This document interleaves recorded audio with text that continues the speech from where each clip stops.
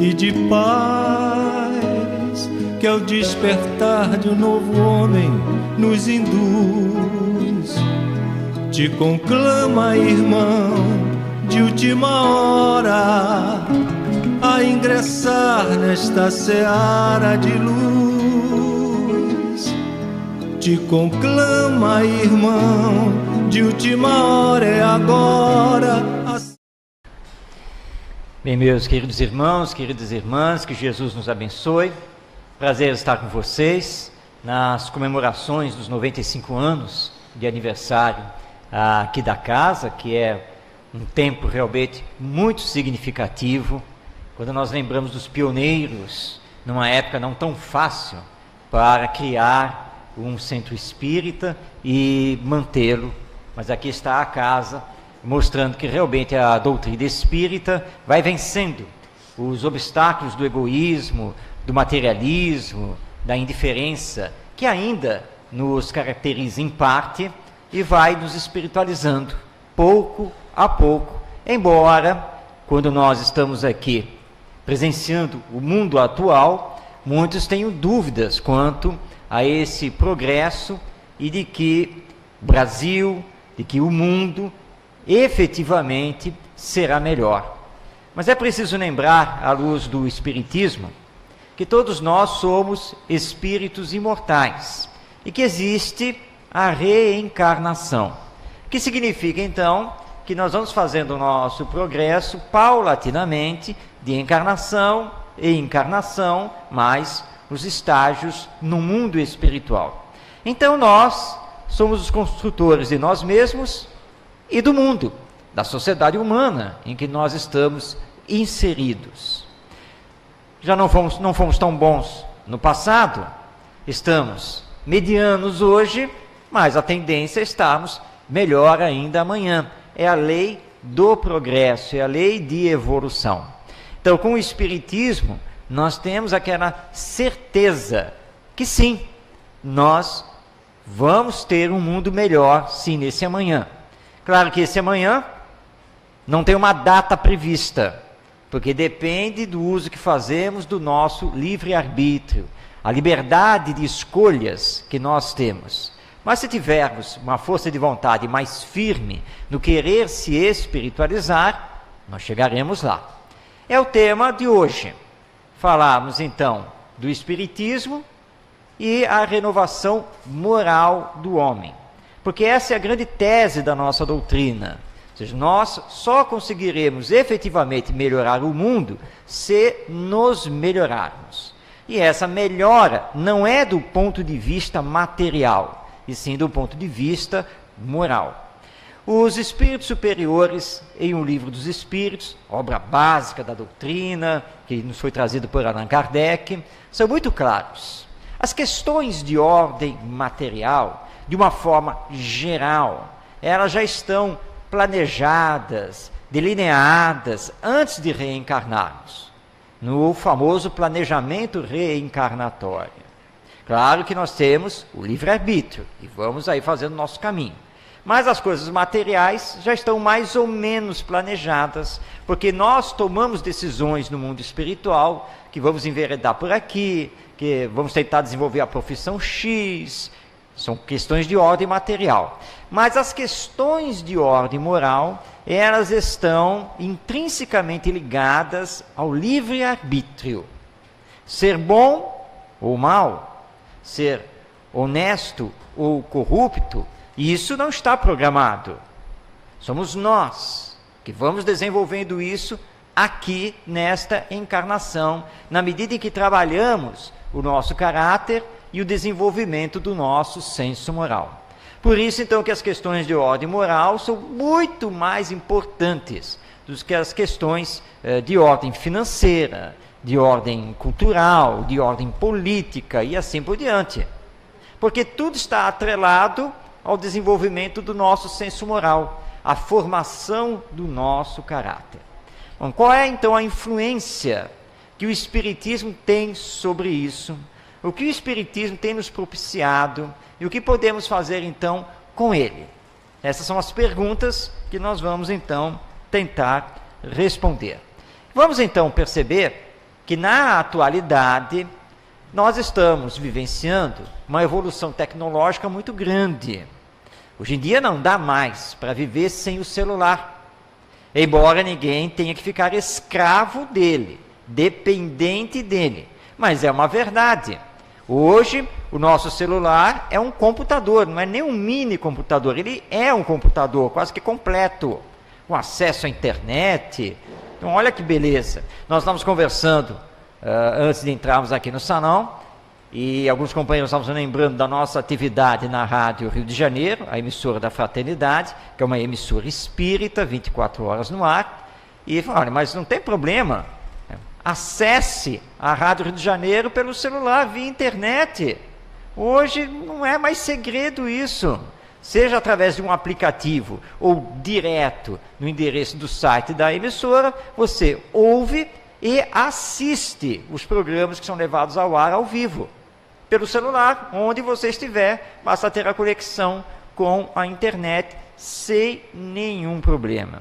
Hoje você viaja, como fizemos a viagem do Rio de Janeiro para Cabo Frio, e as pessoas que sabem que a comunicação hoje é instantânea, não deixam você dormir.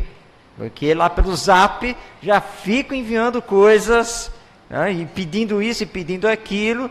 E eu tive até que falar com um companheiro, vem cá, é urgente? Eu estou no meio da viagem. Se é urgente, eu até dou um jeito aqui, mas se deixar para amanhã é melhor. É a nossa tecnologia que avançou em todos os campos, não apenas esse da comunicação. Com isso, nós conseguimos viver melhor. Hoje, a nossa saúde está muito melhor. E toda essa tecnologia no campo da saúde nos propiciou combater doenças, realizar cirurgias, que vem melhorando a nossa capacidade de viver.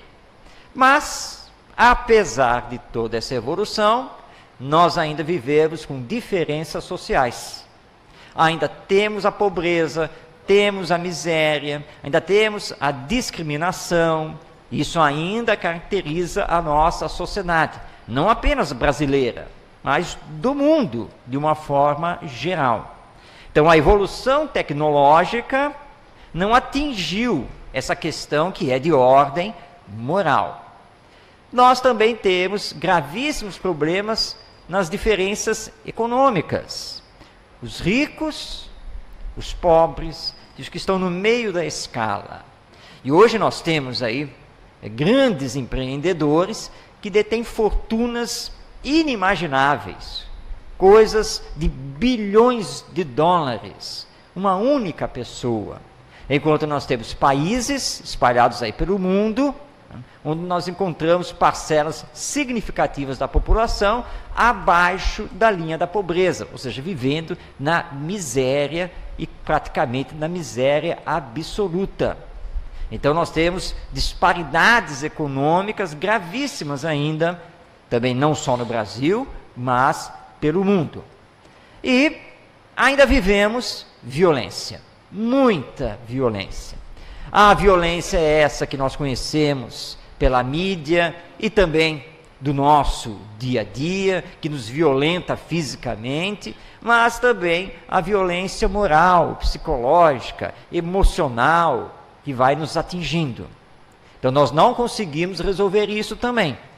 Está no nosso dia a dia, tanto que determinadas pessoas dizem, né? Mas só Deus é que sabe.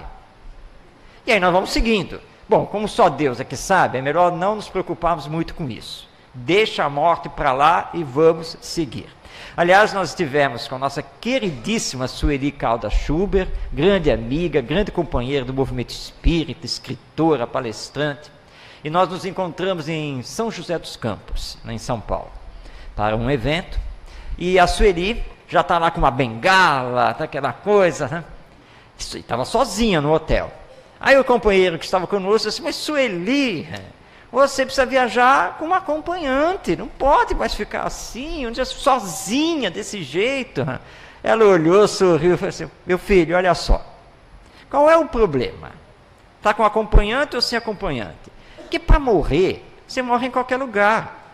Você morre em casa, morre na rua, morre no quarto do hotel, morre fazendo uma palestra.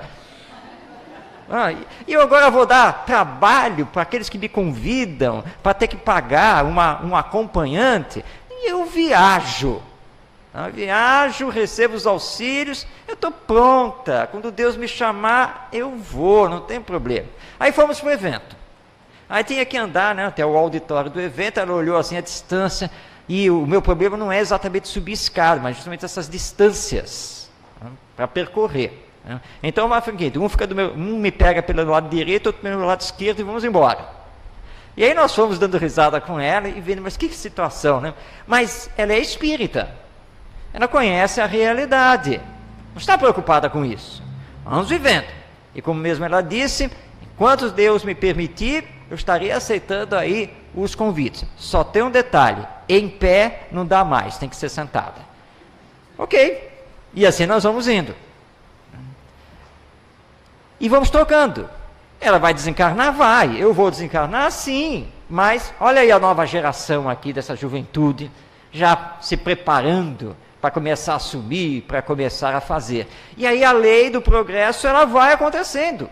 Porque Deus olha para nós e diz assim, Marcos, está na hora de tirar mais uma pedra do caminho da humanidade. Ah, é, Senhor, quem vai desencarnar? É você mesmo. Não tem jeito. E aí a renovação vai se fazendo.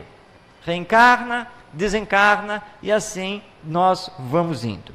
E vamos cada vez mais fazendo outras descobertas. Porque nós desencarnamos, retornamos ao mundo espiritual, lá vamos passar todo um período, onde vamos, claro, realizar novos aprendizados, vamos nos arrepender de coisas que fizemos nesta última encarnação, e melhor nos prepararmos para a próxima. Quando viermos na próxima, aí já vamos vir com novos domínios do conhecimento, novos domínios intelectuais, e claro, mais moralizados, nem que seja um pouco. E quando reencarnarmos, já vamos então alavancar o progresso humano de uma maneira ou de outra. Então isso faz parte. E vamos então transformar a nossa sociedade cada vez numa velocidade maior. Hoje os jovens olham para nós, eu já passei dos 60, dizem, como é que você lá na juventude conseguia viver sem internet? É uma boa pergunta. Não é uma boa pergunta? Como nós vivíamos naquela época sem internet. Mas existiam outras tecnologias que nos satisfaziam naquela época. Mas essas tecnologias deram origem às atuais, com esses jovens reencarnando e trazendo para nós e abrindo todo esse vasto campo que nós aqui estamos tentando acompanhar e dominar. Mas tudo bem. Vai vir a hora da vingança, porque nós vamos desencarnar, vamos nos preparar e vamos reencarnar para trazer uma tecnologia não existente. Pronto. Eles trouxeram tudo isso, nós vamos trazer na próxima. E assim nós vamos indo. E lá na próxima nós vamos olhar para os nossos pais e dizer, vem cá, como é que vocês viviam lá nos anos 2000 com essa tecnologia de internet 4, 5G aí, né? Como é que vocês conseguiam fazer isso? Porque nós vamos encontrar o mundo e vamos trazer toda uma nova tecnologia. Então a nossa transformação ela vai acelerando, mas também no campo moral. Porque se antigamente nós aceitávamos sem nenhum problema que nos matássemos lá num duelo em defesa da honra, hoje nós já não admitimos isso. Como não vamos admitir mais para o futuro que a lei não seja igual para todos. Porque nós aprendemos com a doutrina espírita que o direito é igual para todos. E nós vamos implantar isso como estamos implantando paulatinamente. Então vem o Espiritismo, desde 1857, para descortinar para nós a morte. Afinal de contas, o que ela é. E vem mostrar que não é aquela figura horripilante que vai ceifar a nossa vida, que não é o fim de tudo. Pelo contrário, morte é apenas uma transição de um estado para outro. Você sai de viver na dimensão material da vida para retornar à dimensão espiritual, que está aqui, né? Conosco. Ela não está lá em cima, está aqui. Fica conosco. Os espíritos, ou seja, os chamados desencarnados, estão aqui, assistindo à palestra, fazendo parte de tudo. Que a humanidade é o conjunto dos encarnados e dos desencarnados. E aí tudo muda de figura, porque aí nós podemos dizer que a morte, ela não existe. É apenas do corpo físico, que não sou eu. O corpo físico não é a individualidade. Nem eu tenho um espírito ou uma alma. Eu sou. Aliás, todos os dias nós morremos um pouco, quando vamos dormir. Porque você se emancipa, o corpo descansa, o corpo dorme. Não eu, espírito, que vou então viver a dimensão espiritual da vida. É isso que acontece. Então, já que agora a morte não é o fim de tudo, nós temos razões muito mais profundas para viver, apesar dos pesares, de todos os problemas que temos enfrentado conosco mesmo e com os outros nesta questão do relacionamento interpessoal. O Espiritismo não fica só na teoria, porque nos dando essas ferramentas sobre o que é verdadeiramente a vida, vai nos inserindo na sociedade humana para agirmos na sua transformação. Então você passa a ser mais calmo, mais paciente, mais compreensivo, mais espiritualizado.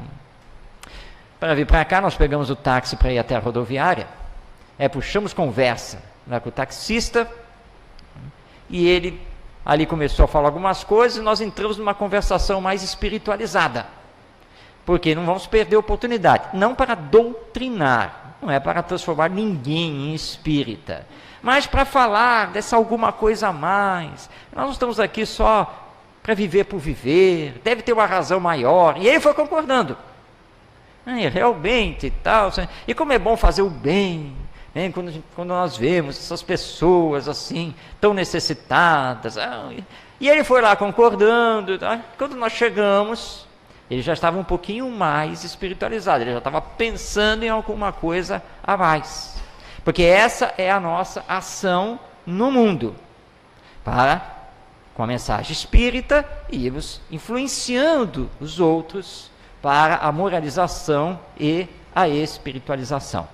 E para isso, nós trazemos Jesus de volta.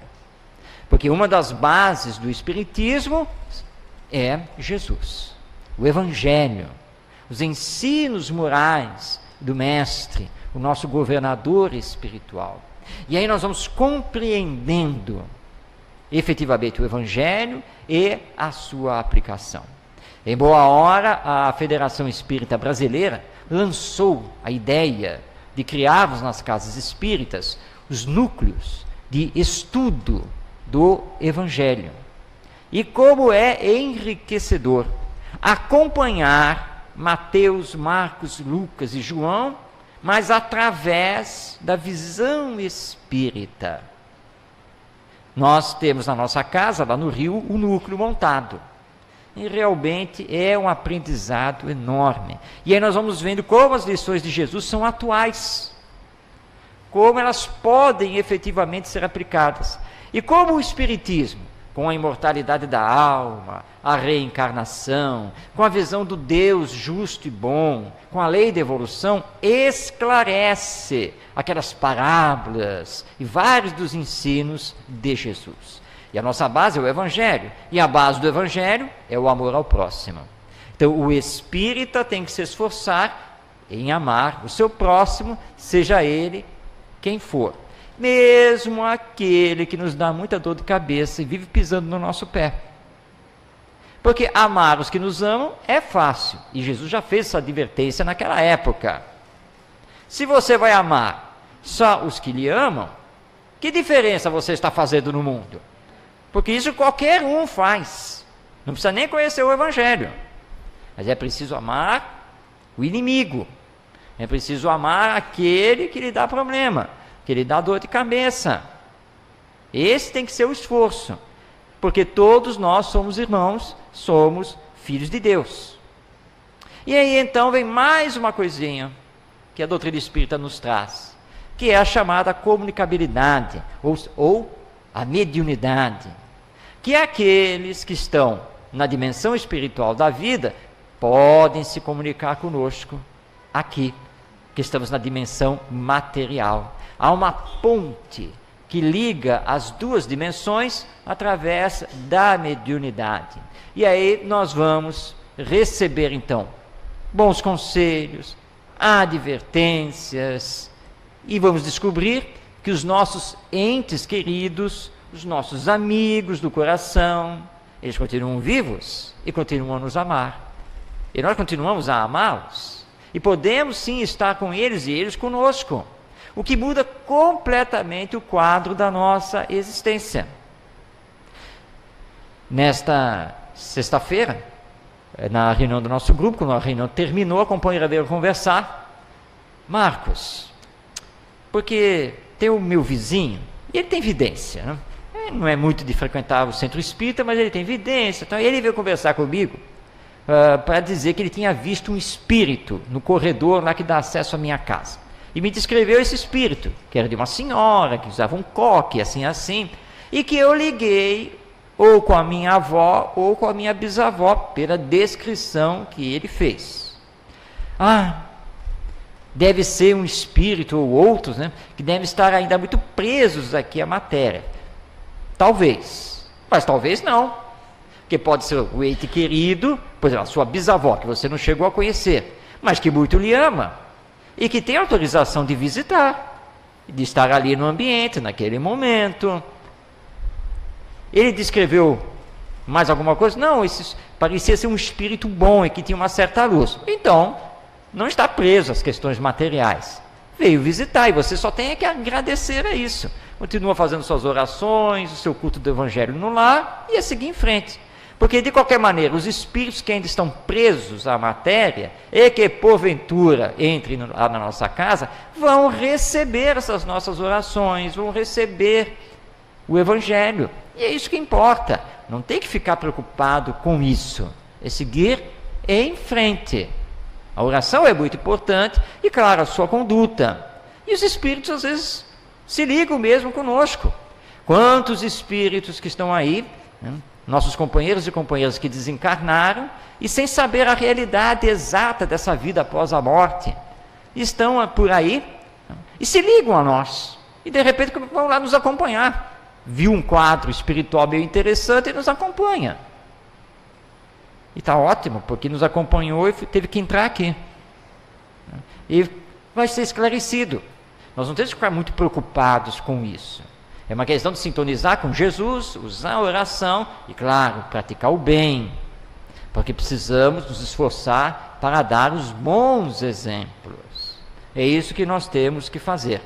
Com tudo isso, nós vamos viver de uma forma diferente aqui no mundo e vamos, claro, influenciar as pessoas que automaticamente haverão de influenciar o coletivo para mudanças. Porque o Espiritismo, ele é um paradigma, é uma nova visão da vida, do ser, do existir, respondendo de onde eu vim, por que eu estou aqui, para onde eu vou. Todas as respostas nós temos com o Espiritismo. É uma nova filosofia que descortina o que é a vida e, portanto, se faz um paradigma. Que é um paradigma que ainda não domina a humanidade nos dias de hoje, mas que vem crescendo e nos levando a fazer a diferença. E que nós vamos, então, tentando transmitir aos outros e preparando aí a nova geração para receber todos esses conceitos que estão estabelecidos não apenas numa filosofia, mas também através de pesquisas científicas. Aliás, como é importante ler os chamados autores clássicos do Espiritismo, aqueles que foram contemporâneos a Allan Kardec ou que vieram logo depois dele. Porque o final do século XIX e toda a primeira metade do século XX, esses dois períodos foram fartos em fenômenos e pesquisas sobre os fenômenos. Fenômenos de materialização de espíritos, fenômenos de regressão a vidas passadas, fenômenos de transportes e assim por diante. Então, ler Gabriel Delany, Leon Denis, Ernesto Bozano, Camille Flammarion, entre outros, ler esses autores é mergulhar nesse universo e fazer descobertas importantíssimas de fenômenos pesquisados e que nos deixam maravilhados, porque eles descortinam com toda a realidade a vida que continua após a morte e a comunicabilidade dos espíritos conosco. Os fenômenos existiram, continuam a existir, estão catalogados, publicados, mas é preciso estudar, é preciso ler, para ver que está aqui. E aí você não vai ser pego de surpresa, pelo contrário. E ao ler aqueles relatos, as atas das sessões, das reuniões mediúnicas, e aí você pensa, meu Deus, não tem como questionar isso daqui. Só a imortalidade da alma, só a comunicabilidade dos espíritos para poder explicar esse fenômeno. Não tem como ser diferente. Então é um paradigma no campo filosófico, no campo científico e no campo moral ou religioso, por causa das consequências de ordem moral que tanto a filosofia quanto a ciência espírita nos trazem, e fazendo a ligação com Jesus, com o Evangelho. Porque não adianta acreditar na imortalidade, na reencarnação, livre-arbítrio, etc., mas se você não for bom, se você não ama o seu próximo. Não adianta ter a informação de ordem intelectual. Não é essa informação que vai nos transformar. O que vai nos transformar é a prática dessas informações através do Evangelho. Por isso, Allan Kardec, sabiamente, estudando tudo, ouvindo os espíritos superiores, e ele então levantou a bandeira do verdadeiro espírita. Fora da caridade não há salvação. Mas a caridade às vezes não é bem interpretada. Nós a interpretamos muito do ponto de vista material, pelas necessidades materiais que parte da população está enfrentando. E essa caridade material é muito importante. Mas a caridade também tem que ser vista do ponto de vista moral.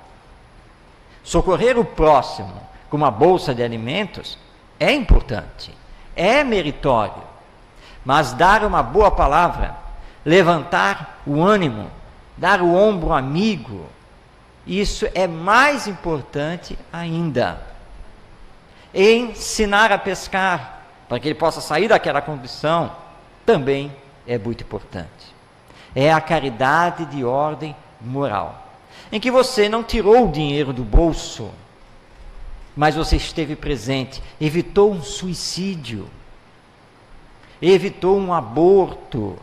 Então é a caridade moral. E Kardec tem razão, porque ele pergunta aos espíritos: o conhecimento do espiritismo, na hora de retornar ao mundo espiritual, vai nos favorecer, vai facilitar esse nosso retorno? E os espíritos são muito claros: sim. Entretanto, o que mais favorece não é o conhecer o espiritismo, é praticar a caridade, o bem. E aí independe de religião, ou mesmo de não ter religião. Por isso então a bandeira: fora da caridade não há salvação. E nós não podemos perder as oportunidades que Deus vai nos entregando para que possamos colocar em prática essa vivência. Quando Allan Kardec nos traz então a reencarnação, que é uma chave para entendermos a vida, ele também vai nos mostrar que a evolução, a lei do progresso, não dá saltos. As coisas não acontecem da noite para o dia. Tudo é progressivo. As gerações vão mudando e o progresso vai acontecendo. Nós temos os fenômenos de ordem material, que nos levam a um impulso às vezes maior, fenômenos de ordem moral, mas tudo faz parte da lei divina. Deus não está olhando para nós e dizendo, por exemplo, assim, eu vou ter que fazer com que os brasileiros deem um salto no seu progresso. Então, eu vou parar de mandar terremoto e tufão em alguns países, vão mandar lá para o Brasil. Deus não funciona desse jeito. Não é assim que as coisas acontecem. Ele vai dizer, bom, os brasileiros precisam crescer moralmente. Fulano, fulana, venham cá. Vocês vão reencarnar como missionários, para levar de novo a mensagem, para fazer isso, para fazer aquilo. E aí eles vão despertando e vão tomando mais velocidade no progresso de ordem moral. Porque nada dá saltos. Existe um planejamento divino e que vai então ordenando todas as coisas. E aí as transformações vão acontecendo sem nada de drástico ter que acontecer. Se acontecer, é porque estava previsto. E nós, por algum motivo, tivemos ou teremos que passar por isso. Mas é sempre visando o nosso bem, para que possamos acelerar o nosso progresso. Sempre assim. Como nós estamos ainda longe de colocar em prática efetivamente a mensagem do Evangelho e mesmo do Espiritismo, nós temos que reconhecer que esses entraves estão acontecendo porque ainda somos egoístas e orgulhosos, num grau maior ou menor. Mas ainda temos isso conosco e que é preciso combater, é preciso superar.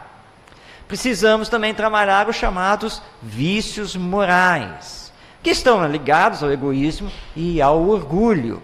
E os vícios morais são muitos, e todos nós os conhecemos, porque nós os temos. E é preciso combatê-los para que as virtudes comecem a tomar conta de nós. É preciso também combater esse individualismo exagerado, que ainda nos caracteriza, quando pensamos quase que exclusivamente em nós mesmos. As vantagens. Tá, tudo bem.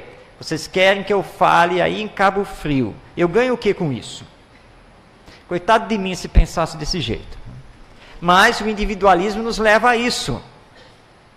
Não vou fazer uma viagem toda, depois ter que retornar. Vale a pena, não vale a pena? Aí nós estávamos conversando com a nossa querida Yasmin Madeira, da TV Nova Luz, do Clube de Arte.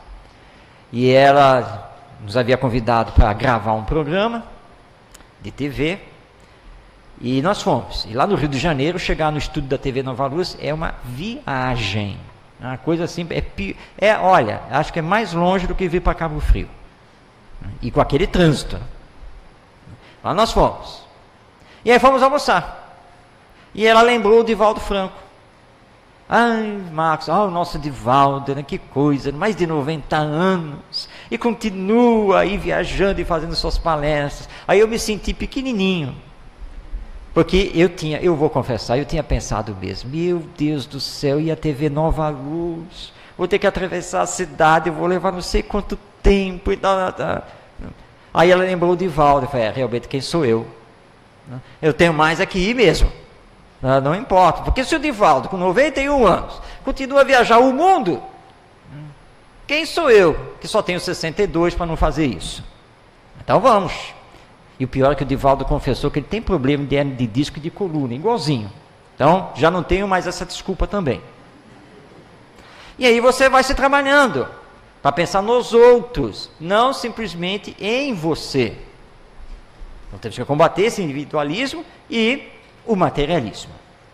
Porque tudo que é da matéria, queiramos ou não, fica na matéria. É claro que nós precisamos aqui viver, sim, da melhor maneira possível. Trabalhar, ter a sua sustentação financeira, sua casa própria, seu carro, isso faz parte da sociedade humana. E Deus não é contra isso, muito pelo contrário. Você até enriquecer honestamente pelo seu esforço de empreendedor, faz parte também. Mas o que você faz com isso? Você está apego a isso? Ou você sabe utilizar isso também a benefício do próximo? Você montou a sua casa, ótimo. Mas ela não precisa ser luxuosa, porque o nosso grande problema é o desperdício. E nós vamos responder por isso. Então, muito cuidado com a visão materialista da vida, se deixar levar pelas questões materiais. Mas já fizemos conquistas. A primeira, que estamos cada vez mais capacitados para salvar, melhorar a nossa vida. Essa é uma realidade. A segunda é que nós já conseguimos transformar a nossa civilização, essa nossa sociedade humana mais avançada. Somos muito diferentes do que éramos na Idade Média, na Renascença, no século XIX. Somos muito diferentes. E também avançamos na percepção de nós mesmos, porque as doutrinas de caráter espiritualista estão crescendo cada vez mais, porque é a nossa ânsia de nos descobrirmos, de sabermos, afinal de contas, quem somos e o que acontece conosco depois desta batalha existencial quando chega a morte. Então nós fizemos conquistas, não podemos esquecer disso, e que estamos desenvolvendo cada vez mais essas conquistas. Mas falta conquistar o progresso moral. É isso que está faltando. E só tem um caminho que o Espiritismo nos aponta para acelerarmos essa conquista. É a educação moral de nós mesmos. Porque quando eu faço a minha educação moral, eu contagio os outros, que vão passar a realizar, cada um, a sua educação moral. Ou seja, se sensibilizando na área dos sentimentos, conseguindo colocar em segundo plano a indiferença, a insensibilidade, o egoísmo, o orgulho. Mas como nós vamos fazer então isso? Desenvolvendo as virtudes, reconhecendo que eu preciso ser mais amoroso, mais fraterno, mais solidário e assim por diante. Também trabalhando a minha espiritualidade, não tendo no Espiritismo apenas e tão somente conhecimento, mas colocando ele em prática. A bandeira, né? Fora da caridade não há salvação. E aí então você começa a se moralizar, aplicando o direito igual a todos, entendendo que todos são meus irmãos, que todos nós somos filhos de Deus, que pela lei da reencarnação haverei de nascer de novo. Onde nós vamos fazer essa educação moral? Em 3 locais importantíssimos.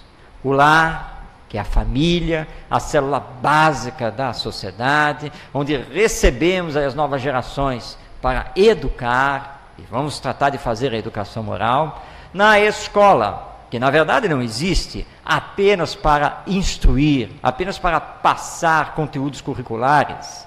É uma instituição de educação do ser humano, que deve trabalhar junto com a família. E nas instituições humanas de uma forma geral, como é o caso aqui do Centro Espírita. Processo de educação moral desse ser integral e espiritual que todos somos.